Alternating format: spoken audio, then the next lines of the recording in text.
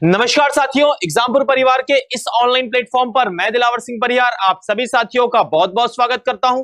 हम है एग्जामपुर कलम से क्रांति। सभी स्टूडेंट्स को नर्मदे हर, जय महाकाल। तो फटाफट शानदार तरीके से सेशन से जुड़ जाइए। एक बार फिर साथियों, हम बहुत ही बेहतरीन सेशन आपके लिए लाए हैं। जी हाँ साथियों, हमारा जो एमसीक्यू का सेशन है साथियों, जिसमें आज हम साथियों बहुत ही इंपॉर्टेंट हमारे बोल सकते हैं आपकी केमिस्ट्री और कुछ फिजिक्स के क्या है, हम न्यूमेरिकल आज सॉल्व करने वाले हैं। तो भाई साहब आप सभी लोग शानदार तरीके से क्या करेंगे, सेशन को शेयर करेंगे। तो जो भी थ्योरी हमने पढ़ रखी है उसके बेस पर साथियों हम देखेंगे कि भाई किस तरीके से क्या हो सकते हैं, इसके आंसर्स आ सकते हैं। तो आप सभी लोग भी क्या करिएगा, आंसर्स देने की कोशिश करिएगा प्यारे साथियों, ठीक है। और जल्दी जल्दी क्या कर दिए भाई साहब, जितने भी प्यारे साथी जुड़े हुए हैं सभी क्या करेंगे, सेशन को उठाकर शेयर करेंगे और ज्यादा से ज्यादा क्या करेंगे प्यारे साथियों, लाइक करेंगे सेशन को, जिससे क्या हो सके भाई साहब सभी साथियों तक जब आप शेयर करेंगे तो ये सेशन पहुंच सके। तो शुरू करते हैं साथियों हम बिना किसी देरी के अपने इस शानदार सेशन को। तो भाई साहब पहला क्वेश्चन आपके सामने ये रहा, तो जल्दी से क्या कर दीजिए मेरे प्यारे साथियों, इसका राइट आंसर आप सभी लोग क्या कर दीजिए, बता दीजिए भाई साहब। तो यहां पर क्वेश्चन पूछा गया है आपसे, ठीक है,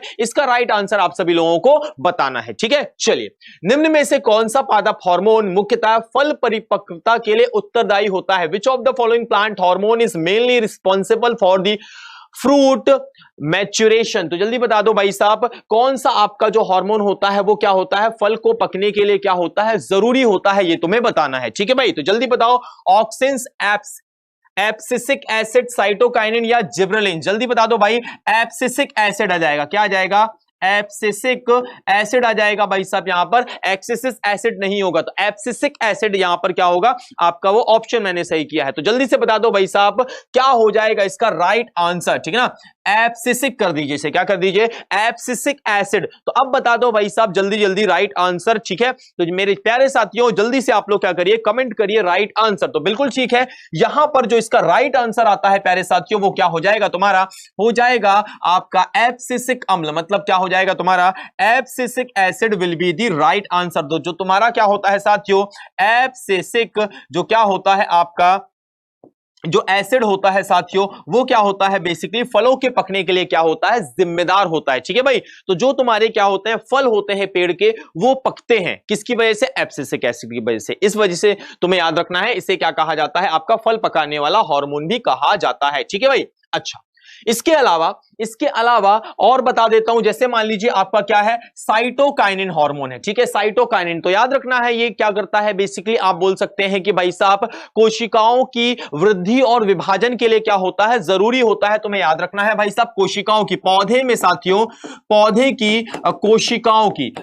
की कोशिकाओं मतलब आप बोल सकते हैं प्लांट सेल की, याद रखना है आपके, वृद्धि मतलब उसके डेवलपमेंट और वृद्धि के साथ साथ उसके डिवीजन, ठीक है ना। डिवीजन मतलब आप बोल सकते हैं विभाजन, इसके लिए क्या होता है, ये जिम्मेदार होता है कौन जिम्मेदार होता है प्यारे साथियों, आपका साइटोकाइनिन।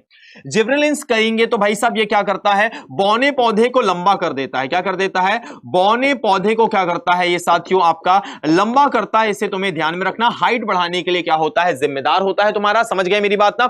और तुम्हारा जो ऑक्सिन्स होता है ये क्या होता है, पेड़ के एक तो ऊपरी हिस्से में क्या होता है साथियों, आपका ऊपरी हिस्सों में बनता है, मतलब अपर पार्ट में क्या होता है, बनता है। और जो तुम्हारी बोलते हैं ना, जो टहनियां वगैरह निकलती है, उनको क्या करता है, बढ़ने में मदद करता है, इतना तुम्हें ध्यान में रखना है। तो फल पकाने वाला भी देखा, इसके साथ साथ जो हमारे तीन ऑप्शन थे उन्हें भी हमने क्या कर दिया, सही कर दिया। तो भाई साहब आप लोगों के आंसर भी सही आए हुए हैं, और साथ ही साथ क्या है, हमने बाकी सारे क्या कर लिए हैं, ऑप्शंस को भी कवर अप कर लिया है, ठीक है भाई।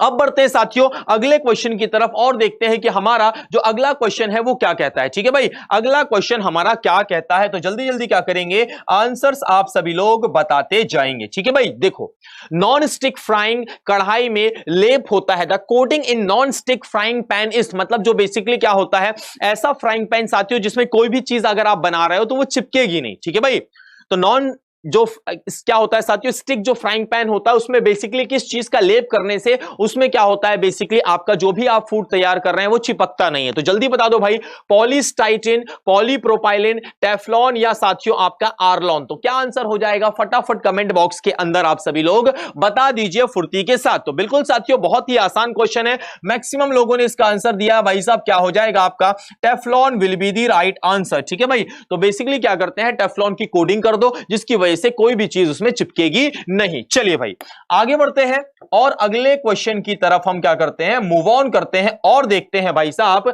कि अगला क्वेश्चन हमारा क्या कहता है। ठीक है भाई, आंसर्स देते जाइए आप सभी लोग। ठीक है, पूछा गया है गैसोहोल एक मिश्रण है, gasohol is a mixture of, जल्दी बता दो भाई साहब क्या हो जाएगा इसका राइट आंसर, कि जो तुम्हारा गैसोहोल है वो बेसिकली किस चीज का क्या है, तुम्हारा मिश्रण है या मिक्सचर है, गैसोलिन व मेथेनॉल का, गैसोलिन व एथेनॉल का, गैसोलिन व प्रोपेनॉल का, या मेथेनॉल व एथेनॉल का। तो जल्दी बता दो क्या हो जाएगा इसका राइट आंसर। तो बिल्कुल भाई साहब इसका आंसर हो जाएगा आपका गैसोलिन व एथेनॉल का। किसका हो जाएगा साथियों, आपका गैसोलिन और साथियों एथेनॉल का क्या हो जाएगा, आपका मिक्सचर हो जाएगा। क्या हो जाएगा पहले साथियों, तुम्हारा गैसोहोल, मतलब गैसोलिन के साथ अगर एथेनॉल को ऐड कर दोगे तो वो मिक्सचर किसका होगा मेरे प्यारे साथियों, आपका वो कहलाएगा गैसोहोल। बिल्कुल ठीक है, बिल्कुल भाई साहब बहुत ही सही आंसर आप सभी लोगों का आया है यहां पर। क्लियर है, तो भाई साहब बिल्कुल क्या है, करेक्ट आंसर है आपका बी। ठीक है, चलिए क्लियर है ना,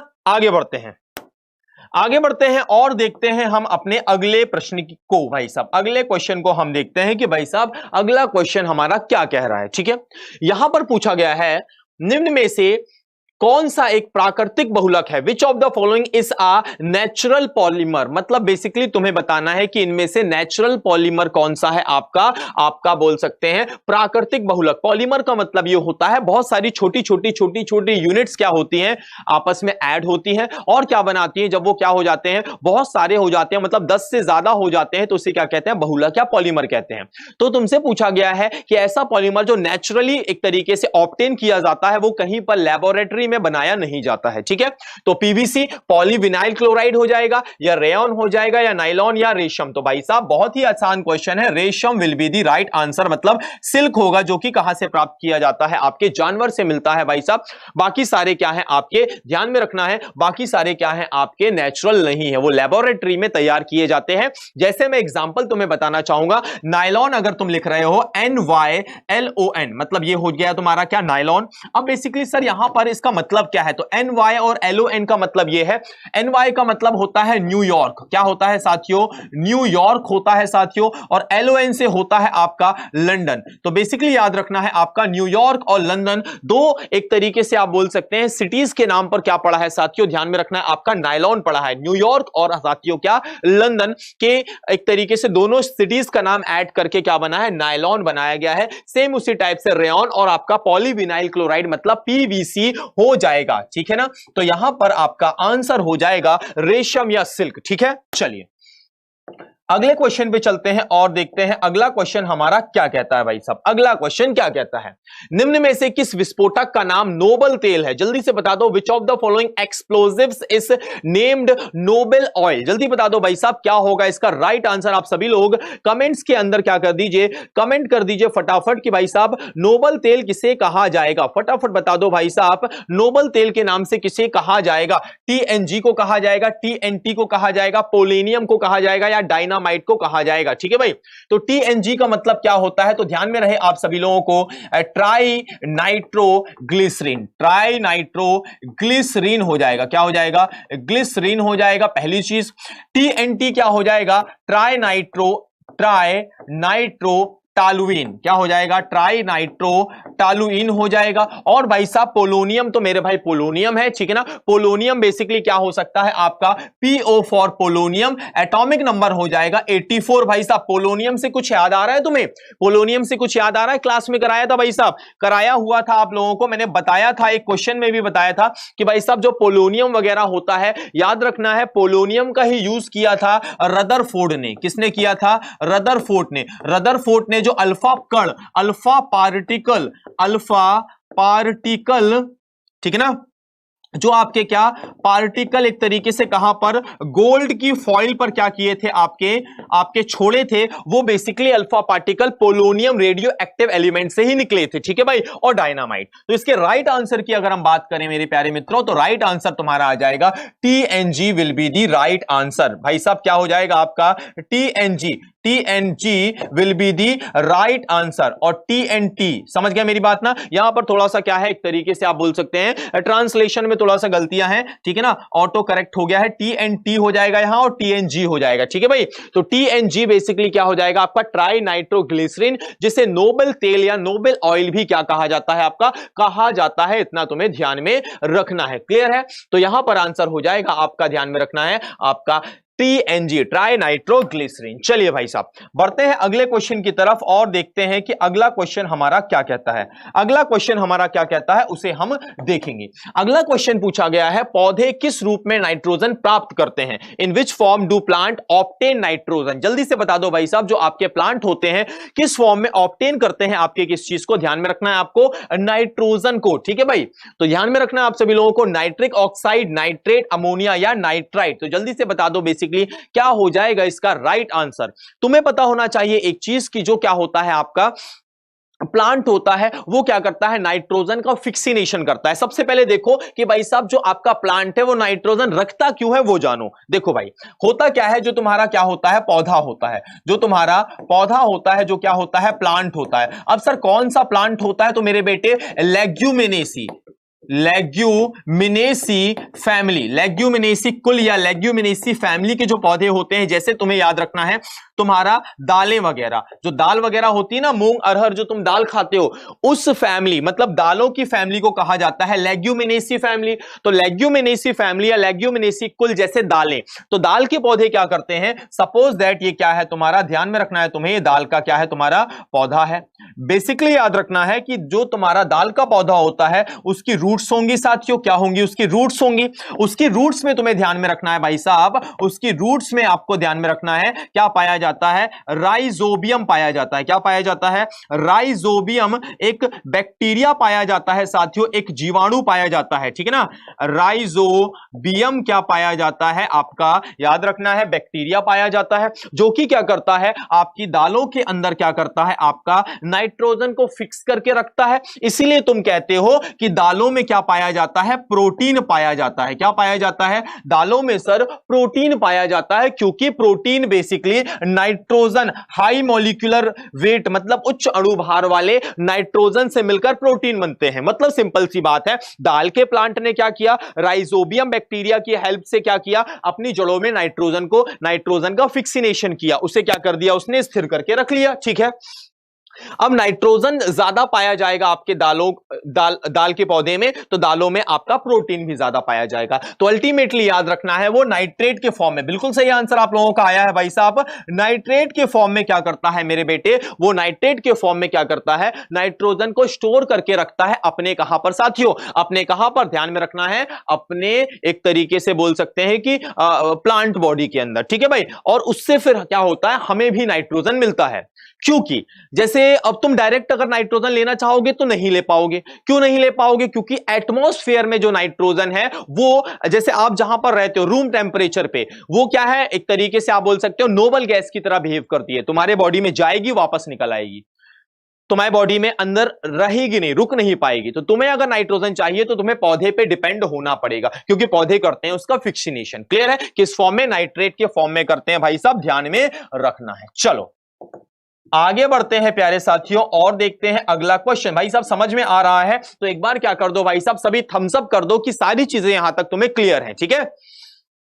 एक बार क्या करेंगे भाई साहब, आप सभी लोग प्यारे साथी क्या करेंगे, थम्स अप करेंगे कि सर यहां तक सारी चीजें हमारी कवर अप हो गई है, तो हम चीजों को और बेहतर तरीके से आगे लेकर चलते हैं। तो जल्दी जल्दी क्या कर दो भाई साहब, आप सभी लोग क्या कर दो भाई साहब, सेशन को क्या कर दो भाई साहब, शेयर कर दो फटाफट, ठीक है ना? शेयर कर दो फटाफट, ठीक है? चलो भाई आगे देखते हैं अगला क्वेश्चन। विषाक्त मस्टर्ड गैस होती है, मस्टर्ड गैस इज टॉक्सिक, मतलब बेसिकली जो होती है मस्टर्ड गैस वो किस फॉर्म में पाई जाती है ये तुम्हें बताना है, वो किस फॉर्म में पाई जाती है तुम्हें बताना है। तो भाई याद रखना है गैस आपका सॉलिड, मैटर या फिर साथियों आपका नन, मैटर नहीं, यहां आपका लिक्विड वर्ड क्या होगा आपका, ज्यादा बेहतर रहेगा, लिक्विड फॉर्म में पाई जाती है। तो जल्दी बता दो, तो ध्यान में रहे इसका आंसर हो जाएगा द्रव्य अवस्था में, मतलब याद रखना है आपका लिक्विड फॉर्म में क्या होती है, पाई जाती है। क्या पाई जाती है साथियों, आपकी जो मस्टर्ड गैस है बेसिकली वो किस फॉर्म में पाई जाती है प्यारे साथियों, आपके लिक्विड फॉर्म में पाई जाती है। समझ गए मेरी बात ना, बिल्कुल ठीक है, ठीक है ना। चलो यहां पर याद रखना है, बेसिकली एक चीज याद रखना है, इसका फॉर्मूला कई बार पूछा गया है प्यारे साथियों, तो तुम्हें वो फॉर्मूला बताना है। जल्दी से क्या कर दो भाई साहब, कमेंट बॉक्स के अंदर क्या कर दो, आप मेंशन कर दो। तो ध्यान में रखना है भाई साहब,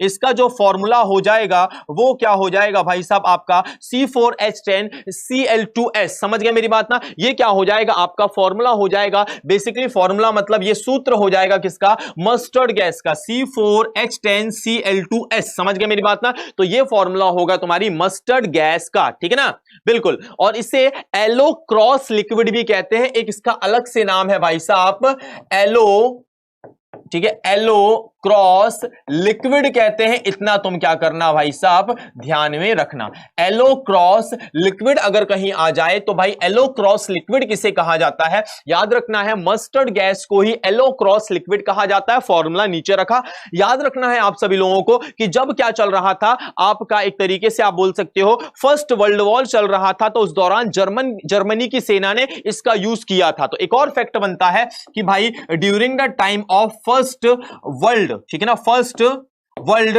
वॉर, तो जो जर्मनी की जो क्या थी भाई साहब, सेना थी, ठीक है ना, याद रखना है जर्मनी की सेना ने बेसिकली इसका यूज किया था, किसका भाई साहब, मस्टर्ड गैस का या एलो क्रॉस लिक्विड का यूज किया गया था। ठीक है भाई, तो देखो तुम्हें बहुत सारे नए नए फैक्ट क्या हुए प्यारे साथियों, तुम्हारे पास नए नए फैक्ट क्या हुए भाई साहब, यहां पर आ गए, ठीक है ना। चलो क्लियर है ना, तो यहां पर भाई साहब तुम्हारे पास नए नए फैक्ट निकल कर आए हैं, ठीक है। चलो आगे बढ़ते हैं और देखते हैं भाई साहब अगला क्वेश्चन हमारा क्या कहता है। अगला क्वेश्चन हमारा क्या कहता है, फटाफट क्या करेंगे, अगले क्वेश्चन का आंसर बताएंगे भाई। अगले क्वेश्चन का आंसर बताएंगे कि भाई what will be the right answer of this question. ठीक है भाई, जल्दी से बता दो क्या हो जाएगा, डायनामाइट के निर्माण में प्रयुक्त होने वाला रसायन कौन सा है। जल्दी से बता दो भाई साहब कि जब डायनामाइट तुम बनाओगे, डायनामाइट जब तुम बनाओगे तो उसके निर्माण में the chemical used in the manufacture of dynamite is, तो डायनामाइट के निर्माण में किसका यूज किया जाएगा, फटाफट बता दो फुर्ती के साथ। ठीक है, याद रखना है भाई डायनामाइट की खोज किसने की थी, तो ध्यान में रखना है डायनामाइट की अगर तुम बात करोगे तो याद रखना है अल्फ्रेड नोबेल।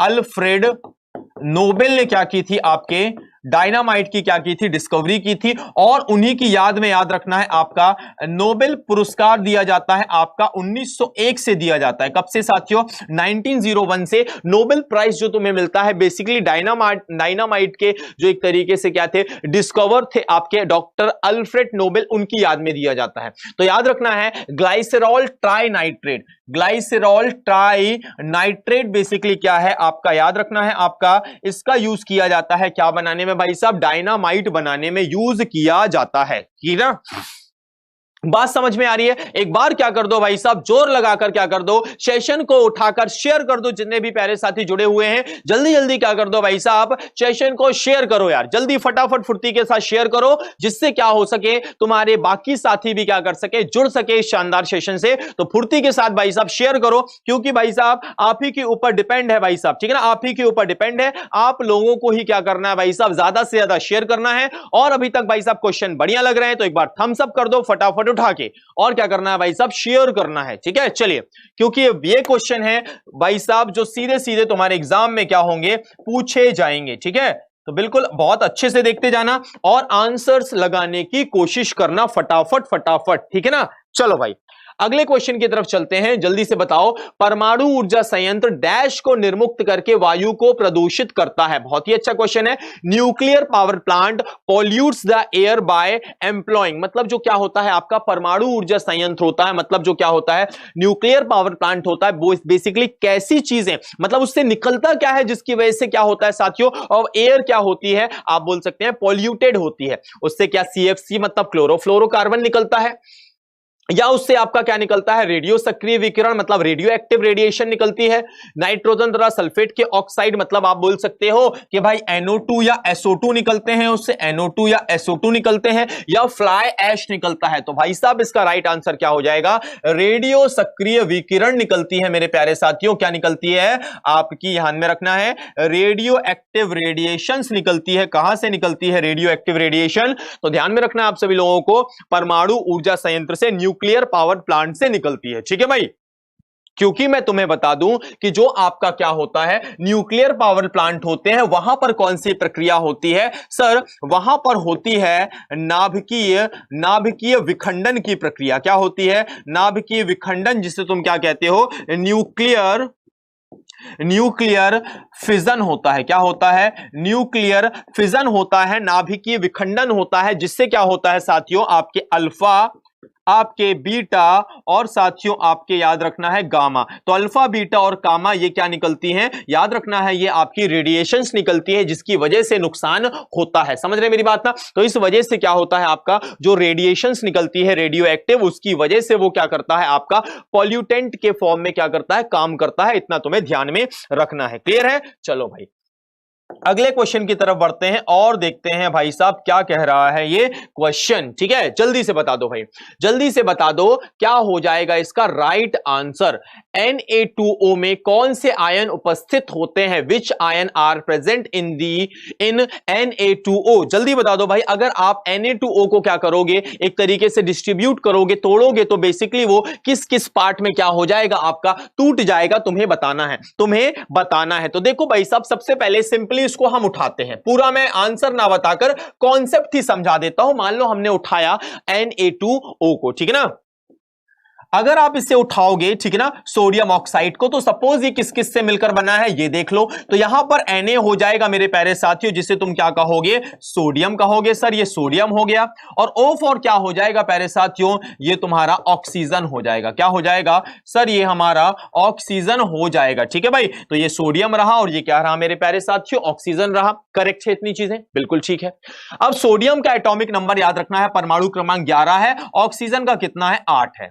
इसे आप तोड़ना चाहोगे तो ये टूटेगा 2, याद रखना है 8 और 1 में, और ये किस में टूटेगा साथियों, आपका ध्यान में रखना है, ये 2 और 6 में टूटेगा। मतलब इसकी वैलेंसी निकली है +1, क्योंकि ये 1 इलेक्ट्रॉन डोनेट करके अपने 8 कवर अप कर रहा है, और इसकी वैलेंसी निकली है -2, मतलब ये क्या कर रहा है, 2 लेकर अपने 8 कवर करेगा। ठीक है भाई, समझ में आ रही मेरी बात ना। तो Na के नीचे अल्टीमेटली क्या आया, Na के नीचे अल्टीमेटली +1 आया, और O के नीचे क्या आया, -1 आया। +1 का मतलब कुछ नहीं, मतलब याद रखना Na प्लस मतलब +1, O के ऊपर -2, मतलब आंसर क्या हो जाएगा हमारा Na + O2, Na + O-2। समझ रहे हो मेरी बात ना। अगर Na के ऊपर प्लस लगा है, खाली प्लस लगा है, और एक Na के ऊपर +1 है, मतलब दोनों एक ही बात है, या तो अकेला प्लस लिख दो या +1 लिख दो, बात एक ही है। तो यहां पर क्या आया, +1 आया, तो यहां पर याद रखना प्लस है, प्लस का मतलब क्या है, +1 ही है, कुछ ना लिखा हो तो 1 ही है। तो ध्यान में रखना है, आपका आंसर क्या हो जाएगा। अगर भाई साहब Na2O टूटेगा तो किस किस में टूटेगा,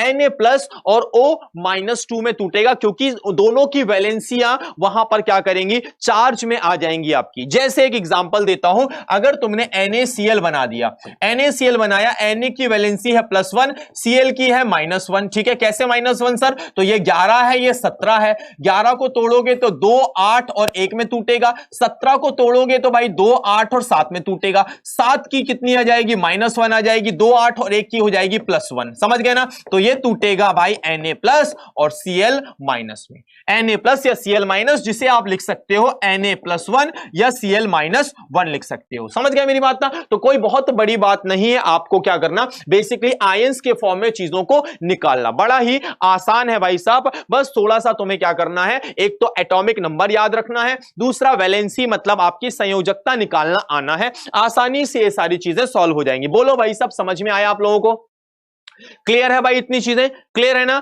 बिल्कुल भाई। तो यहां तक भाई साहब आप सभी लोगों को क्या करना है, चीजें देखते हुए आगे बढ़ना है। ठीक है, चलो, तो यहां तक आई होप कि आपको सारी चीजें बेहतर तरीके से समझ में आ गई होंगी। चलो अगले क्वेश्चन को देखते हैं और देखते हैं मेरे प्यारे साथियों कि अगला क्वेश्चन हमारा क्या कहता है।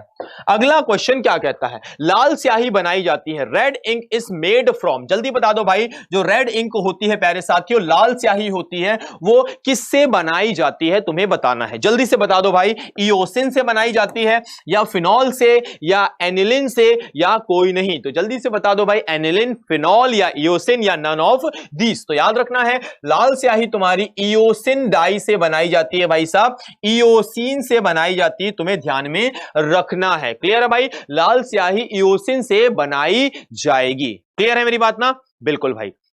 जैसे तुमने एक एग्जांपल देता हूं, एक तुमने सुना होगा इओसिनोफिल, सुना होगा इओसिनोफिल्स, सुना होगा। सर ये इओसिनोफिल सुना तो है लेकिन कुछ समझ नहीं आ रहा, कुछ याद नहीं आ रहा है। अरे भाई साहब पढ़ोगे तब तो याद आएगा, याद करो भाई साहब, इओसिनोफिल डब्ल्यूबीसी का ही एक टाइप है, मैंने तुम्हें पढ़ाया हुआ है कि जो तुम डब्ल्यूबीसी पढ़ते हो, आपकी श्वेत रक्त कणिकाएं, उसमें क्या होता है, न्यूट्रोफिल होता है, बेसोफिल होता है, लिम्फोसाइट होता है, मोनोसाइट होता है, एक इओसिनोफिल भी होता है। मतलब बेसिकली ऐसा डब्ल्यूबीसी जो इओसिन डाई के मतलब इओसिन से कलर करने पर दिखाई दे। समझ रहे मेरी बात ना? मतलब इओसिन क्या होता है, रेड कलर का स्टेनर होता है, तो रेड कलर डालने पर, रेड कलर से स्टेन करने पर जो डब्ल्यूबीसी तुम्हें दिखाई दे वो क्या होता है, तुम्हारा इओसिनोफिल्सी होता है। समझ गए मेरी बात ना? तो अब समझ में आया कहानी। मतलब बेसिकली जो तुम्हारा डब्ल्यूबीसी को बांटा गया है ना, जैसे बोला गया है न्यूट्रोफिल,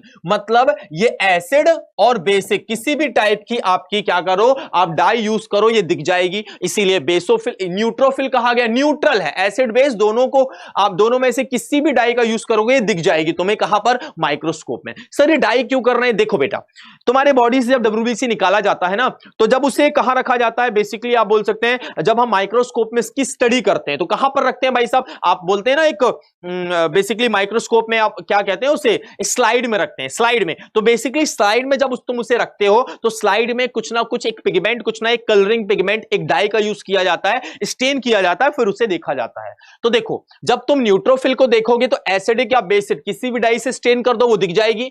बेसोफिल केवल बेसिक डाई, एक तरीके से बेसिक डाई से स्टेन होगी, और इओसिनोफिल केवल इओसिन डाई मतलब रेड कलर की डाई का यूज करने पर ही क्या होगी, तुम्हारी स्टेन होगी और दिखाई देगी। दैट्स वाई यहां पर क्या कहा गया है, एक तरीके से मैंने इओसिन डाई लाल स्याही बनाने में यूज की जाती है, और उसका मैंने एक आपका दैनिक जीवन में भी, एक तरीके से डेली लाइफ में भी मैंने यूज बता दिया। ठीक है भाई, चलो क्लियर है? तो फटाफट साथियों कमेंट करते जाइए आप सभी लोग राइट आंसर्स के। ठीक है भाई, तो जितने भी साथी आंसर्स नहीं दे रहे हैं अभी, तो वो कृपया करके क्या करिए, फटाफट फुर्ती के साथ क्या करिए, आंसर्स देते जाइए भाई साहब। ठीक है भाई, आंसर्स मुझे चाहिए ही चाहिए। चलो अगले क्वेश्चन पे चलते हैं और देखते हैं अगला क्वेश्चन हमारा क्या कहता है। अगला क्वेश्चन हमारा क्या कहता है उसे हम देखेंगे। यहां पर पूछा गया है फोटोग्राफी में कौन सा अम्ल प्रयोग किया जाता है, विच acid is used in photography. जल्दी बता दो भाई साहब, फोटोग्राफी जब आप करते हो तो किस एसिड का यूज करोगे, फटाफट बता दो। फॉर्मिक एसिड, एसिटिक एसिड, यहां पर लिख लो भाई, एसिटिक अम्ल भी लिख लो यहां पर, इसके साथ साथ प्यारे साथियों ऑक्सैलिक एसिड या साइट्रिक एसिड। तो जल्दी बता दो क्या हो जाएगा इसका राइट आंसर, फटाफट बता दो भाई, जल्दी बता दो। तो ध्यान रहे यहां पर जो आंसर होगा भाई साहब, अगर आप फोटोग्राफी की बात करेंगे तो ध्यान में रखना है वहां पर ऑक्सैलिक एसिड का क्या किया जाएगा, यूज किया जाएगा भाई साहब। किसका? ऑक्सैलिक एसिड का यूज किया जाएगा आपकी किसमें, फोटोग्राफी में। ठीक है भाई, क्लियर है? बिल्कुल भाई, काफी लोगों के आंसर्स क्या आए हुए हैं भाई साहब, सही भी आए हुए हैं। ठीक है, सही भी आए हुए हैं। ठीक है, इसके साथ साथ एक चीज और बता दूं, इसके साथ साथ एक चीज और तुम्हें ध्यान में रखना है कि जो तुम्हारा ऑक्सैलिक एसिड है वो बेसिकली स्याही के धब्बे छुटाने में भी, जो इंक होता है, स्याही जो होता है ना, स्याही के तुम्हारे धब्बों को क्या होने में साथियों, आपके छुटाने में भी क्या करता है, मदद करता है। इस बात को ध्यान में रखना है। तो स्याही के धब्बों को छुटाने में भी कौन यूज होता है, आपका याद रखना है ऑक्सैलिक एसिड यूज किया जाता है। याद रखना है फॉर्मिक एसिड कहां मिलेगा, याद रखना है भाई साहब चींटी के डंक में मिलेगा, चींटी के डंक में मिलेगा आपका क्या, फॉर्मिक एसिड HCOOH, HCOOH। ठीक है ना, एसिडिक एसिड बेटा याद रखना है CH3COOH, CH3COOH। और साइट्रिक एसिड बेटा कहां मिलेगा, तुम्हें ध्यान में रखना है, आपके नींबू में मिलेगा। कहां मिलेगा, नींबू में मिलेगा तुम्हारा साइट्रिक एसिड, लेमन में। तो ये सारे मैंने तुम्हें एडिशनल कुछ फैक्ट बता दिए यहां पर, ठीक है भाई। तो एडिशनल क्या बता दिए भाई साहब, यहां पर तुम्हें फैक्ट भी क्लियर कर दिए, ठीक है, कि भाई कौन कौन सा एसिड और कहां कहां पर बेसिकली देखने को मिल जाएगा। क्लियर है ना। चलो, बात समझ में आ रही है आप लोगों को ना। चलिए बढ़ते हैं आगे और देखते हैं अगला क्वेश्चन फटाफट, ठीक है। अगला क्वेश्चन देखते हैं और जल्दी से आप लोग क्या करिए, इस क्वेश्चन का आंसर दे दीजिए, इस क्वेश्चन का आंसर दे दीजिए फटाफट फटाफट, ठीक है भाई। चलो, पूछा गया है टेफ्लॉन का गलनांक कितने डिग्री सेंटीग्रेड होता है। How many degree centigrade is the melting point of Teflon. तो जो टेफ्लॉन होता है उसका मेल्टिंग पॉइंट मतलब वो किस पॉइंट पर कितने डिग्री सेल्सियस पर जाकर तुम्हारा क्या हो जाएगा, मेल्ट हो जाएगा। जल्दी से फटाफट क्या कर दो, आंसर्स बता दो आप सभी लोग, कितने डिग्री सेल्सियस पर वो मेल्ट हो जाएगा। 330 डिग्री सेल्सियस, 220, 180 या 320। तो भाई साहब याद रखना है 330 डिग्री सेल्सियस क्या हो जाएगा आपका टेफ्लॉन का बेसिकली क्या हो जाएगा, आपका मेल्टिंग पॉइंट हो जाएगा। इतना तुम्हें ध्यान में रखना है। कितने डिग्री सेल्सियस पर, 330 डिग्री सेल्सियस पर, 330 डिग्री सेल्सियस पर जो टेफ्लॉन है वो बेसिकली क्या हो जाएगा तुम्हारा, आपका मेल्ट हो जाएगा। इतना तुम्हें ध्यान में रखना है, ठीक है भाई। बात समझ में आ रही है आप लोगों को ना, बात क्लियर हुई कि नहीं हुई, बिल्कुल ठीक है। क्योंकि मैंने अभी एक आप लोगों को याद रखना है, आप सभी लोगों को एक क्वेश्चन भी कराया था टेफ्लॉन से रिलेटेड, याद हो तो भाई, टेफ्लॉन से रिलेटेड एक क्वेश्चन अभी अभी जस्ट कराया हुआ था भाई। क्या कराया था, जो फ्राइंग पैन होता है, जो क्या होता है नॉन स्टिक वाला, उसमें बेसिकली टेफ्लॉन की कोटिंग की जाती है, हमने जाना था, बस वही है साथियों। बेसिकली यूज भी तुम्हें पता है कि जो आपके नॉन स्टिक एक तरीके से बोल सकते हैं आप स्टिक फ्राइंग पैन होते हैं, उनमें इसकी कोडिंग की जाती है टेफ्लॉन की। क्लियर है, बिल्कुल भाई साहब। इसी तरीके से लगातार क्या करते रहिए आप सभी लोग, आंसर्स देते चलिए भाई साहब, आंसर्स देते चलिए फटाफट फुर्ती के साथ। चलिए अगले क्वेश्चन पे चलते हैं और देखते हैं अगला क्वेश्चन। पराध्वनिक जेट के प्रदूषण के कारण किससे नुकसान हो रहा है। बहुत ही अच्छा क्वेश्चन है। Who being harm due to the pollution of supersonic jets. जल्दी बता दो भाई साहब, किससे हार्म हो रहा है, O3, N2, O2 या कोई नहीं। तो भाई साहब बिल्कुल ये तो देखते साथ बनना चाहिए। O3 मतलब क्या होता है, ओजोन होता है। क्या होता है, ओजोन होता है प्यारे साथियों। तो जो आपका ओजोन लेयर है, जो क्या है आपका ओजोन लेयर है साथियों, ठीक है ना, ओजोन लेयर है, ठीक है ना। तो उसका क्या हो रहा है, आपको ध्यान में रखना, क्षरण हो रहा है, मतलब बेसिकली ओजोन की लेयर पतली होती जा रही है, ठीक है ना। डिप्लेशन हो रहा है बेसिकली किसमें, आपका ध्यान में रखना है ओजोन की लेयर में, ठीक है। तो किसकी वजह से हो रहा है साथियों, ध्यान में रखना आप सभी लोगों को। O3 का बेसिकली कमजोर होना किसकी वजह से, जो आपके क्या होते हैं, आपका अल्ट्रा सुपरसोनिक जो क्या होते हैं आपके जेट्स वगैरह होते हैं, उनसे जो बेसिकली धुआं वगैरह निकलता है, स्मॉग वगैरह निकलता है, उससे क्या होता है ओजोन, याद रखना है आपकी ओजोन लेयर क्या हो रही है, पतली हो रही है। इसकी इकाई क्या है, तो भाई साहब डॉप्सन। किसकी इकाई है भाई साहब, डॉप्सन। क्या यूनिट है, तो याद रखना है डॉप्सन यूनिट से क्या किया जाता है, आपका ओजोन लेयर, ठीक है ना, ओजोन लेयर को क्या किया जाता है, उसकी मोटाई या उसकी थिकनेस के बारे में जानकारी मिलती है। इस बात को ध्यान में रखना है। तो डॉप्सन बेसिकली किसकी यूनिट है भाई साहब, तो सर डॉप्सन यूनिट है हमारी ओजोन लेयर की थिकनेस को जानने के लिए। समझ गए मेरी बात ना, बिल्कुल भाई साहब, क्लियर है। चलो बिल्कुल, आप सभी लोगों के आंसर्स क्या आए हुए हैं, बिल्कुल क्या आए हुए हैं, सही आए हुए हैं। तो फटाफट देख लो कि भाई साहब आपका कितना आंसर क्या हो रहा है, सही जा रहा है और कितना हो रहा है भाई साहब गलत, ठीक है। चलो तो अपने आप को क्या कर लो भाई साहब, यहां पर देख लो, जांच लो कि हम कितने पानी पे हैं और कितने क्वेश्चंस हमसे बन रहे हैं, ठीक है। चलो, एक बायोगैस संयंत्र में कौन सी प्रक्रिया होती है, जल्दी बता दो। Which process take place in a biogas plant. तो जल्दी बता दो भाई साहब, बायोगैस संयंत्र में या बायोगैस के प्लांट में बेसिकली तुम्हें कौन सी प्रक्रिया या कौन सी प्रोसेस देखने को मिल जाएगी, फटाफट बता दो क्या हो जाएगा इसका राइट आंसर। आपका फर्मेंटेशन, रिडक्शन, हाइड्रोनाइजेशन या फिर साथियों आपका पॉलीमराइजेशन। तो मतलब याद रखना है आपका किण्वन अपचयन, हाइड्रोजनीकरण या बहुलीकरण। जो जल्दी बता दो भाई साहब, तुम्हारा जो क्या होगा बायोगैस प्लांट होगा, वहां पर कौन सी प्रोसेस तुम्हें देखने को मिलेगी। तो यहां पर आंसर हो जाएगा तुम्हारा, जल्दी से बता दो भाई कमेंट बॉक्स के अंदर, फटाफट क्या कर दो, तेजी के साथ आप लोग जल्दी से क्या कर दो, आंसर्स लगा दो, ठीक है। यहां पर आंसर हो जाएगा तुम्हारा किण्वन या साथियों फर्मेंटेशन, इसका राइट आंसर हो जाएगा। चलो भाई आगे बढ़ते हैं प्यारे साथियों और देखते हैं भाई साहब अगला question.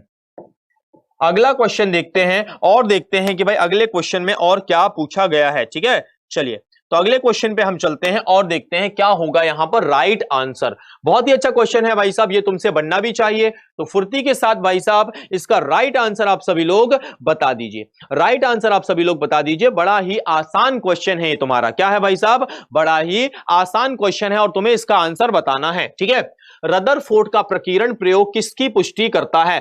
What does Rutherford's scattering experiment confirmed? Basically Rutherford ने एक एक्सपेरिमेंट किया था, तुम्हें बता दूं वो एक्सपेरिमेंट से हमें एट लास्ट में क्या मिला था ये आपको बताना है। सभी पदार्थों में परमाणु, पदार्थों में नाभिक बताया गया, परमाणुओं में इलेक्ट्रॉन बताया गया, परमाणुओं में न्यूट्रॉन बताया गया। तो किसकी पुष्टि की गई जल्दी से बता दो। Atoms in all matter, nucleus in matter, the number of electron in matter, the number of neutrons in atom. तो ध्यान में रखना है, उन्होंने बताया था पदार्थों में नाभिक की पुष्टि की थी, मतलब न्यूक्लियस इन मैटर, मतलब उन्होंने बताया था कि भाई साहब आपके परमाणु या एटम के अंदर क्या होता है, भाई साहब क्या होता है, उसके अंदर आपका न्यूक्लियस होता है, ये उन्होंने बताया था। कब किया था इन्होंने एक्सपेरिमेंट? तो प्यारे साथियों उन्होंने 1911 के आसपास ये एक्सपेरिमेंट किया था और उन्होंने क्या किया था, एक गोल्ड फॉइल में, तुम्हें अगर एक्सपेरिमेंट याद हो, एक गोल्ड फॉइल में स्वर्ण पत्र के ऊपर उन्होंने क्या किया था, अल्फा पार्टिकल्स की बौछार की थी।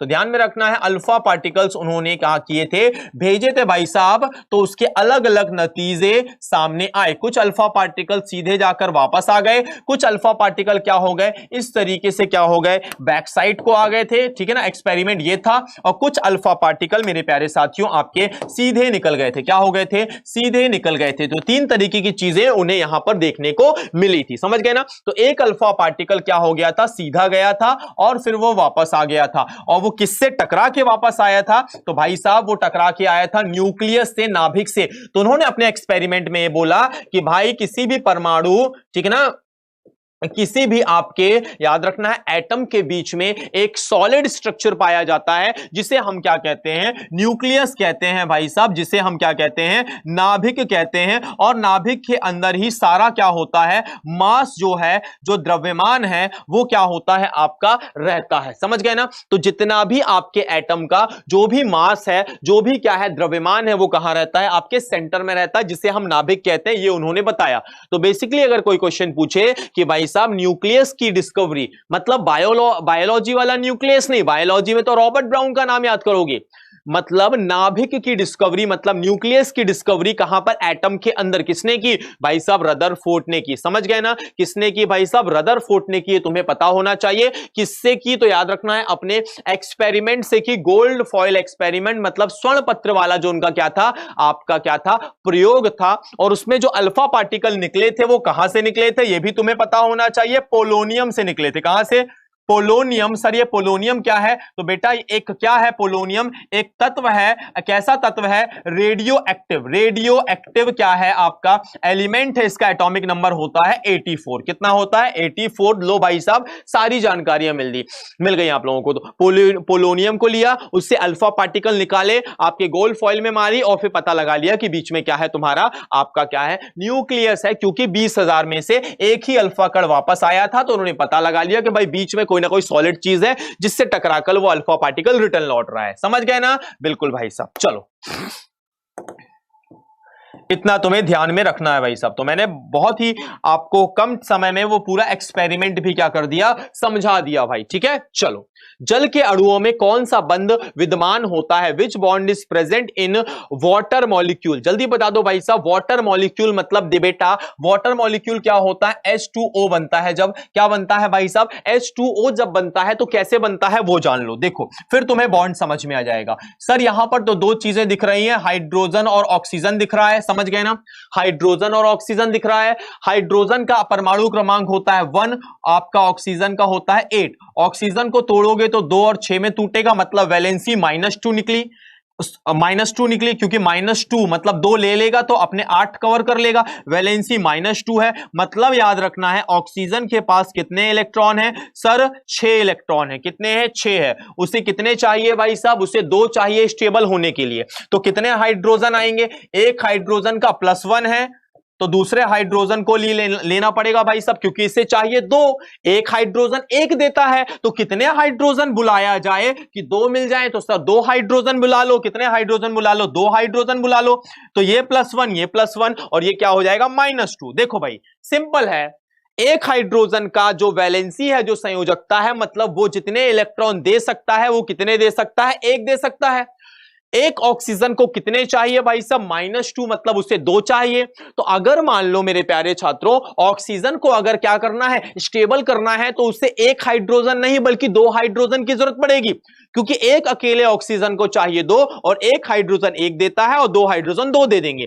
2 हाइड्रोजन जब अटैच होंगे प्यारे साथियों, 2 हाइड्रोजन जब अटैच होंगे तो क्या बनाएंगे? H2O बनाएंगे, और H2O का स्ट्रक्चर कुछ इस टाइप बनेगा। किस टाइप बनेगा भाई साहब? कुछ इस टाइप से बनेगा आपका। और ये जो तुम्हारे बॉन्ड है, ये जो तुम्हारे बॉन्ड है, ये बॉन्ड कहलाएंगे प्यारो हाइड्रोजन बॉन्ड। क्या कहलाएंगे? Hydrogen bond. तो ध्यान में रखना है भाई साहब, आंसर हो जाएगा हाइड्रोजन बॉन्ड। ठीक है ना?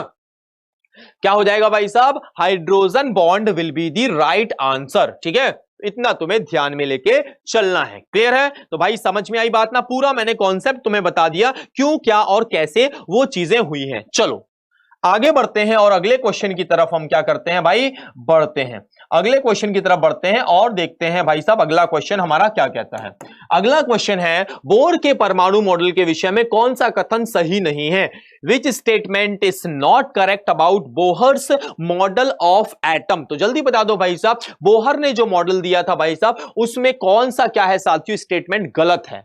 इलेक्ट्रॉन नाभिक में परिक्रमा करते हैं, पहला क्वेश्चन है। और एक बार क्या कर दो भाई साहब, तेजी के साथ सबसे पहले सेशन को भाई साहब शेयर करो यार, जल्दी से उठाकर सेशन को शेयर करो। लाइक वगैरह जिसने नहीं किया है, जो नए लोग जुड़े हैं, फटाफट क्या कर दो? लाइक कर दो सेशन को फुर्ती के साथ, जल्दी से। पूछा गया है भाई साहब, इलेक्ट्रॉन नाभिक में परिक्रमा करते हैं, ठीक है। नाभिक परमाणु के केंद्र पर स्थित होता है। कक्षाओं को KLMN में निरूपित किया गया। नाभिक प्रोटॉन तथा इलेक्ट्रॉन से मिलकर बना होता है। नाभिक प्रोटॉन तथा इलेक्ट्रॉन से मिलकर बना होता है। फटाफट बता दो क्या हो जाएगा भाई साहब? गलत कथन या गलत स्टेटमेंट कौन सा हो जाएगा? ठीक है भाई, गलत स्टेटमेंट इसका कौन सा हो जाएगा? तो फटाफट क्या कर दो भाई साहब, जल्दी से बता दो। ठीक है, क्लियर है? तो फटाफट क्या कर दो आप सभी लोग, आप लोग क्या कर दो, गलत स्टेटमेंट यहां पर बता दो। ठीक है ना? क्लियर है? अच्छा, इलेक्ट्रॉन नाभिक के चारों ओर करो भाई साहब, के चारों ओर परिक्रमा लगाते हैं। ठीक है भाई, ये है इसका क्या आपका सही स्टेटमेंट। मतलब वो एक लाइन छूट गई थी यहां पे। अब बताओ भाई, तो यहां पर याद रखना है, जो गलत जो स्टेटमेंट होगा वो क्या हो जाएगा भाई साहब? नाभिक प्रोटॉन और इलेक्ट्रॉन से मिलकर बना होता है, ये स्टेटमेंट क्या हो जाएगा तुम्हारा? गलत हो जाएगा, क्योंकि नाभिक में प्रोटॉन और क्या पाए जाते हैं? न्यूट्रॉन पाए जाते हैं। आपका इलेक्ट्रॉन तो भाई साहब चारों तरफ पाया जाता है, तो ये स्टेटमेंट क्या हो जाएगा तुम्हारा? गलत हो जाएगा। बाकी सब सही हो जाएंगे। इलेक्ट्रॉन नाभिक के चारों ओर परिक्रमा करते हैं, बिल्कुल ठीक है।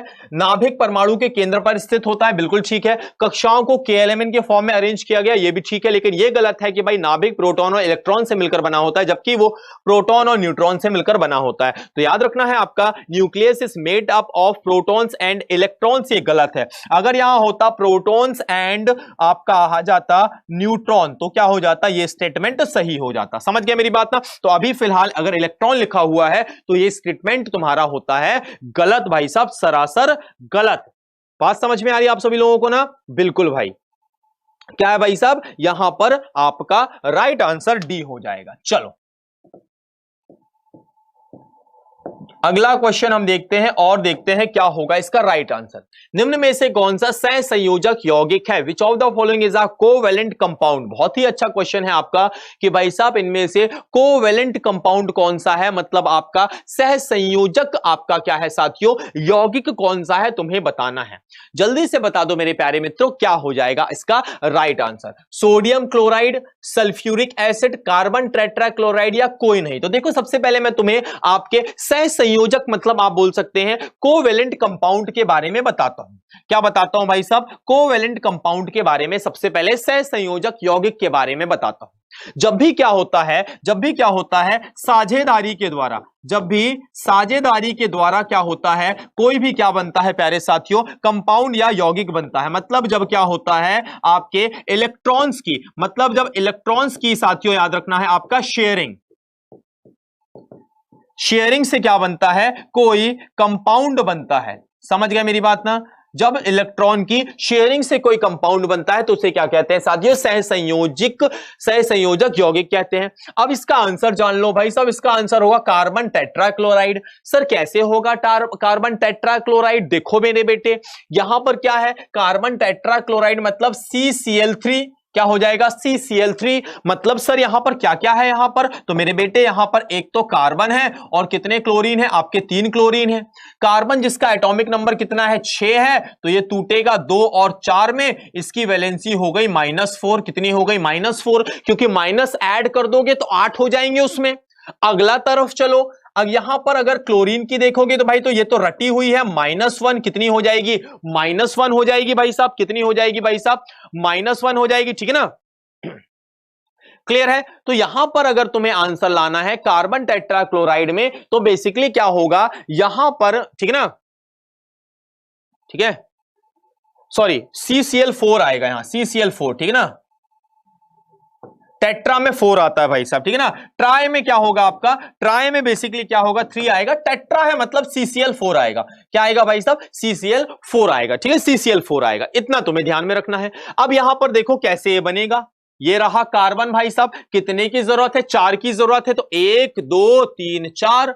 अब यहां पर Cl कितने हैं? 4 हैं। तो देखो मेरे बेटे होगा क्या यहां पर? एक Cl ऊपर की तरफ, एक Cl इस तरफ, एक Cl इस तरफ और एक Cl तुम्हारा इस तरफ क्या हो जाएगा? अटैच हो जाएगा। तो स्ट्रक्चर कुछ इस टाइप से बनेगा भाई साहब।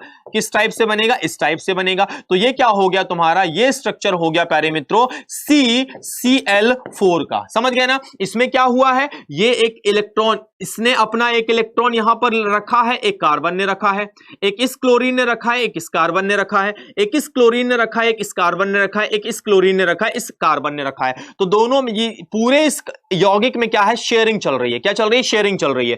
तो 1 2 3 4 4 कार्बन के पास थे, एक इस क्लोरीन के पास, एक इसके पास, एक इसके पास, एक इसके पास, सबने मिलकर शेयरिंग कर ली। मतलब कैसा बना है आपका? सहसंयोजक यौगिक बना है, आपका पार्टनरशिप से बना है। और ध्यान में रखना है कार्बन टेट्राक्लोराइड आपका ये रहा CCl4। समझ गए ना? अगर ट्राई होता तो भाई CCl3 हो जाता। टेट्रा मतलब 4, जैसे डाई आपको याद रखना है, डाई मतलब 2, ट्राई मतलब 3, टेट्रा मतलब 4। तो यहां पर टेट्रा क्लोराइड मतलब कितने क्लोराइड? 4 क्लोराइड। कार्बन मतलब कार्बन, एक कार्बन 4 क्लोराइड बराबर carbon tetra chloride. I hope आपको चीजें समझ में आ गई होंगी।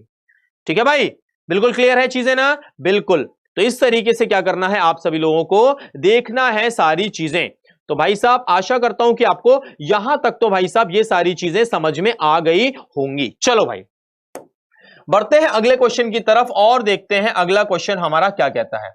अगला क्वेश्चन क्या कहता है? पीने वाली शराब का मुख्य अवयव क्या है? जल्दी बता दो भाई साहब। What is the main ingredient of a drinkable wine? तो जल्दी बता दो भाई साहब, जो तुम शराब वगैरह कंज्यूम करते हो, तुम नहीं मतलब और भी लोग करते हैं, ठीक है ना? आप लोग तो बहुत अच्छे बच्चे हैं, ठीक है? तो बेसिकली क्या है, आप लोगों को बताना है कि उसके अंदर बेसिकली क्या होता है।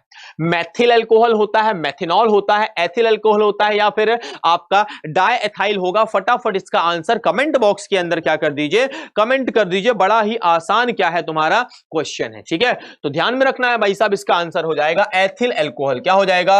एथिल अल्कोहल, जिसे तुम कहते हो एथाइल अल्कोहल। क्या कहते हो? Ethyl alcohol. इसका फॉर्मूला होता है C2H5OH।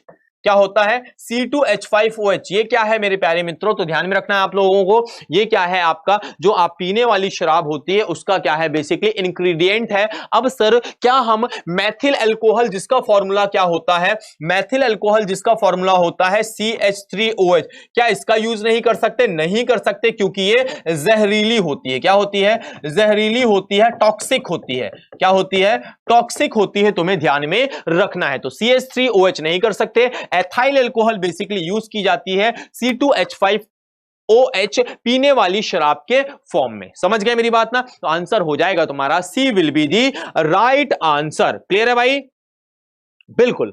आगे बढ़ते हैं और देखते हैं अगला क्वेश्चन। यहां तक सारी चीजें कवर अप है ना? बिल्कुल भाई। तो फटाफट मैक्सिमम क्वेश्चन कवर करो भाई साहब, और कोशिश करो भाई साहब सही आंसर यहां पर बताने की। ठीक है, सही आंसर बताने की कोशिश करो, और मैक्सिमम क्वेश्चन क्या करो भाई साहब, आपके सही होने चाहिए जल्दी से। और पेन और कॉपी लेकर बैठो, जिससे क्या कर सको भाई साहब, तुरंत तुरंत कुछ नए फैक्ट क्या कर सको, नोट डाउन कर सको। क्योंकि भाई साहब एग्जाम में पता नहीं कब कहां से कौन सा फैक्ट पूछ ले, हमें नहीं पता। तो भाई साहब कुछ ऐसे फैक्ट निकल जाते हैं जो कि मैं एक्स्ट्रा में बताता हूं, लेकिन जैसे मान लो ये क्वेश्चन पूरा नहीं आ गया, इनमें से कौन सा जो क्या है साथियों, आपका अल्कोहल है जो जहरीला है। अरे भाई साहब यहां बताया हुआ है, वहां से क्वेश्चन बन गया। मतलब जरूरी ये नहीं कि जो लिखा है वहीं से क्वेश्चन बने, पता चले जो डिस्क्रिप्शन में बताया वहां से क्वेश्चन बन गए। आया तो क्लास से ही ना, अगर तुमने लिखा होता तो तुमसे बन जाता। इसीलिए भाई साहब जो एक्स्ट्रा फैक्ट बताते हैं उसके लिए थोड़ा संयम रखें। ये नहीं कि सर अगला क्वेश्चन बता दीजिए। अब नेक्स्ट क्वेश्चन पे चलिए भाई, समझ रहे ना, हमसे झेला नहीं जा रहा एक क्वेश्चन 1-1.5 मिनट से ज्यादा, 1 मिनट से नहीं ज्यादा झेला जा रहा। अब इसको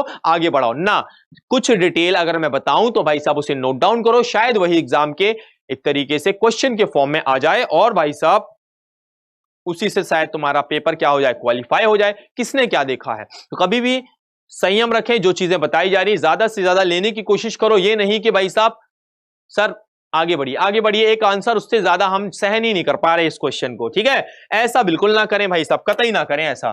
चलो, सहन करना है आपको एक क्वेश्चन को, समझ रहे हो ना? तो भाई साहब उसी से क्या होगा, आपका आंसर्स मतलब एक तरीके से डाटा आपका मजबूत होगा। माचिस बनाने में मुख्यतः किसका प्रयोग किया जाता है? Which is mainly used in making matchsticks. तो जल्दी बता दो भाई साहब, जो माचिस बनाते हैं उसमें बेसिकली किसका यूज किया जाता है? ग्रेफाइट का, सिलिकॉन का, फास्फोरस या सोडियम? तो भाई साहब ये तो बड़ा ही आसान क्वेश्चन है। किसका यूज किया जाएगा? फास्फोरस का यूज किया जाएगा। किसका? Phosphorus is mainly used for making matchsticks. तो याद रखना है आप सभी लोगों को। और कौन सा फास्फोरस प्यारे साथियों? लाल फास्फोरस। कौन सा? लाल फास्फोरस, जिसे तुम क्या कहोगे? रेड फास्फोरस कहोगे। क्या कहोगे आप? रेड फास्फोरस कहोगे। ठीक है, तो रेड फास्फोरस का यूज किया जाता है क्या बनाने में? माचिस बनाने में। समझ गए ना? बिल्कुल। और फास्फोरस का आप अगर देखोगे सर इसका साइन क्या होता है, तो पी होता है, ना कि एफ होता है, पी होता है। और एटॉमिक नंबर याद रखना है 15 होता है। फा से फास्फोरस, फा से 15 लिंक कर लेना। फा से फास्फोरस और फा से 15, मतलब आप कभी नहीं भूलोगे आपका फास्फोरस का होता है 15 या 15 होता है एटॉमिक नंबर। ठीक है भाई, इस चीज को ध्यान में रखना है आप सभी लोगों को। सोडियम का कितना होता है साथियों? 11 होता है। और ध्यान में रखना, इसे कहां रखा जाता है? मिट्टी के तेल में रखा जाता है, आपका केरोसिन ऑयल में रखा जाता है। कहां रखा जाता है? केरोसिन ऑयल में रखा जाता है। किसे? तुम्हारे सोडियम को। क्यों रखा जाता है? क्योंकि ध्यान में रखना Na की जो वैलेंसी होती है +1 होती है, तो किसी को भी ये इलेक्ट्रॉन क्या करता है? डोनेट कर लेता है और रिएक्ट कर जाता है। क्या कर जाता है? रिएक्ट। ठीक है ना, रिएक्ट कर जाता है। तो तुम्हें ध्यान में रखना है, इसे ये जल्दी से रिएक्ट ना करे, इसलिए इसे मिट्टी के तेल में या केरोसिन ऑयल में रखा जाता है। चलो अगले क्वेश्चन पे चलते हैं और देखते हैं प्यारे साथियों अगला क्वेश्चन हमारा क्या कहता है। अगला क्वेश्चन हमारा क्या कहता है उसे हम फटाफट देखेंगे। ठीक है भाई, अगले क्वेश्चन पे आते हैं और देखते हैं अगला क्वेश्चन हमारा क्या कहता है। निम्न में से कौन सा सामान्य प्रशीतक घरेलू प्रशीतकों में प्रयोग किया जाता है?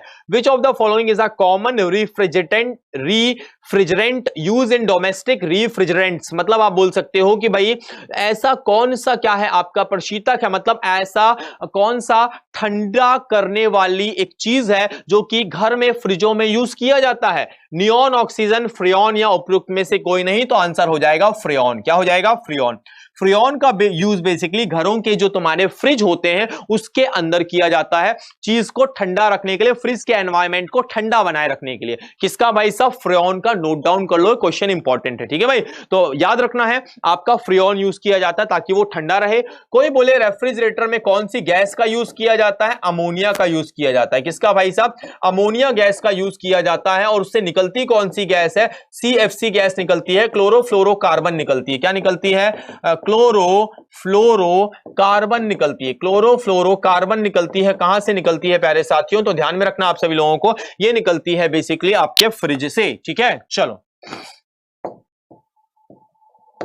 अगले क्वेश्चन की तरफ हम चलते हैं और देखते हैं अगला क्वेश्चन हमारा क्या कहता है। निम्न में से किसे चूहा विष के रूप में प्रयुक्त किया जाता है? Which of the following is used as rat poison? चूहा विष, रैट पॉइजन यहां पर बोला गया है भाई साहब, चूहे का विष बोला गया है। मतलब जो तुम रैट किल लाते हो ना खरीद के, रैट किल लाते हो खरीद के, तो वो रेड किल में बेसिकली आपको बताना है कि वो रेड किल के अंदर किस चीज का यूज किया जाता है, आप सभी लोगों को बताना है। जिंक सल्फाइड, लेड सल्फाइड प्यारे साथियों, ठीक है ना, zinc sulphide, lead sulphide, calcium sulphide या साथियों जिंक फॉस्फाइड। तो फटाफट फुर्ती के साथ इसका राइट आंसर आप सभी लोग बता देंगे कि चूहा विष के रूप में किसका यूज किया जाता है, कमेंट बॉक्स में बताएंगे। तो भाई साहब आंसर हो जाएगा जिंक फॉस्फाइड। क्या हो जाएगा? जिंक फॉस्फाइड हो जाएगा इसका राइट आंसर। तो बेटा जिंक फॉस्फाइड का यूज किया जाता है, आपका ध्यान में रखना है। रैट पॉइजन के फॉर्म में जो रैट किल तुम लेकर आते हो उसमें मेनली ये यूज किया जाता है, ठीक है ना। चलिए, बात समझ में आ रही है ना? तो बिल्कुल भाई साहब यहां पर आंसर क्या हो जाएगा तुम्हारा? हो जाएगा भाई साहब, क्या हो जाएगा भाई साहब? यहां पर आंसर हो जाएगा तुम्हारा आपका zinc phosphide will be the right answer, ठीक है भाई। तो साथियों आज के लिए इतना ही। अगर ये सेशन तुम्हें पसंद आया हो तो सेशन को लाइक जरूर करना, और साथियों क्या करना, साथ ही साथ कमेंट बॉक्स में एक क्वेश्चन देकर जा रहा हूं भाई साहब, एक क्वेश्चन देकर जा रहा हूं, इसका आंसर कमेंट बॉक्स के अंदर क्या कर देना मेरे प्यारे साथियों, मेंशन कर देना। ताजे दूध का पीएच 6 होता है, जैसे ही वह दही में बदल जाएगा उसका पीएच मान क्या हो जाएगा? समझ गए ना? उसका पीएच मान क्या हो जाएगा, मतलब जैसे ही तुम्हारा जो दूध है, जो दूध है वो दही में बदल जाएगा तो उसका पीएच मान क्या हो जाएगा? पीएच मान क्या हो जाएगा? आपका बढ़ जाएगा, घट जाएगा, अनचेंज रहेगा, अपरिवर्तित रहेगा, या इनमें से कोई नहीं? तो इस क्वेश्चन का आंसर मुझे कहां चाहिए? कमेंट बॉक्स के अंदर क्या चाहिए? चाहिए तो कमेंट बॉक्स में क्या कर दो, मेंशन कर दो इस क्वेश्चन का क्या साथियों आंसर, और साथ ही साथ बताना है कि क्लास के क्वेश्चन तुम्हें कैसे लगे केमिस्ट्री के, ठीक है। तो फटाफट क्या कर दो, इसका आंसर जाके तुरंत क्या कर दो, मेंशन कर दो भाई। बहुत ही आसान क्वेश्चन है, आप सभी लोग दे देंगे इसका आंसर। तो भाई साहब जुड़ने के लिए बहुत बहुत धन्यवाद, और साथियों क्या करिएगा, कमेंट बॉक्स में कमेंट करके बताइएगा कि आपके ये क्वेश्चंस आपको कैसे लगे। तो जुड़ने के लिए बहुत बहुत धन्यवाद।